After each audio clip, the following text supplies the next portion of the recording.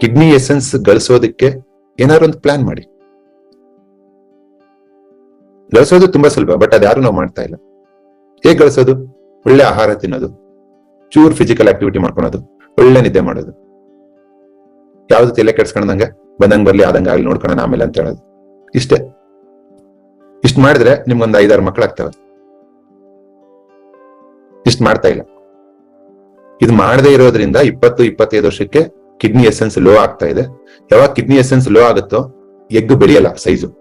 ಅದಕ್ಕೆ ಆಹಾರ ಇದ್ರೆ ತಾನೇ ಬೆಳೆಯೋದು. ಎಗ್ ಸೈಜ್ ದಪ್ಪ ಆಗಲ್ಲ, ಸ್ಪರ್ಮ್ಗೆ ಮೊಟಾಲಿಟಿ ಬರಲ್ಲ, ಕೌಂಟ್ ಕಮ್ಮಿ ಆಗುತ್ತೆ, ಮಕ್ಕಳಾಗ. ಸುಮಾರು ಜನ ಏನ್ ತಪ್ಪು ಮಾಡ್ತಾರೆ ಅಂದ್ರೆ ಜೀವನದಲ್ಲಿ ಎಲ್ಲ ಸಾಧಿಸ್ಬಿಟ್ಟು ಸೆಟ್ಲ್ ಆಗ್ಬಿಟ್ಟು ಮದುವೆ ಆಗೋಣ ಅಂತಾರೆ. ಅದು ತುಂಬಾ ತುಂಬಾ ತಪ್ಪು. ಯಾವುದೇ ಕಾರಣಕ್ಕೂ ಸೆಟ್ಲ್ ಆಗೋ ತನಕ ಮದುವೆ ಆಗೋದಿಲ್ಲ ಅಂತ ಅನ್ಬೇಡಿ.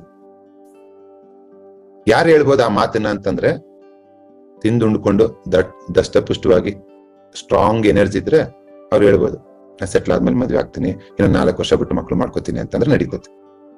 100ರಲ್ಲಿ 95 ಜನ ಹೇಗಿದ್ದಾರೆ ಇವಾಗ ಅಂತಂದ್ರೆ, ಅವ್ರು 25 ವರ್ಷದ ಆಗೋದ್ರೊಳಗಡೆ ಎಸೆನ್ಸ್ ಇರಲ್ಲ. ಬೇಕಾದ್ರೆ ಕಂಪೇರ್ ಮಾಡ್ಕೊಳ್ಳಿ, ನಾನು ಹೇಳೋದಲ್ಲ, ನೀವು ಕಂಪೇರ್ ಮಾಡ್ಕೊಳ್ಳಿ. 70 ವರ್ಷದಲ್ಲಿ ಏನೇನ್ ರೋಗಗಳು ಬರ್ತಿತ್ತು ನಿಮ್ ತಾತಗ, ಅದೆಲ್ಲ ಇವಾಗ 20 ವರ್ಷದವ್ರಿಗೆ ಇದಾವ.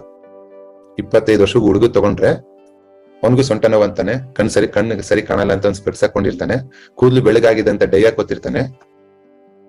ಜಸ್ಟ್ ನಾನು ಹೇಳ್ತಿರೋದು 25 to 26-7. ಅದು ಹುಡುಗಿ ಆಗಿರ್ಬೋದು, ಹುಡುಗ ಆಗಿರ್ಬೋದು.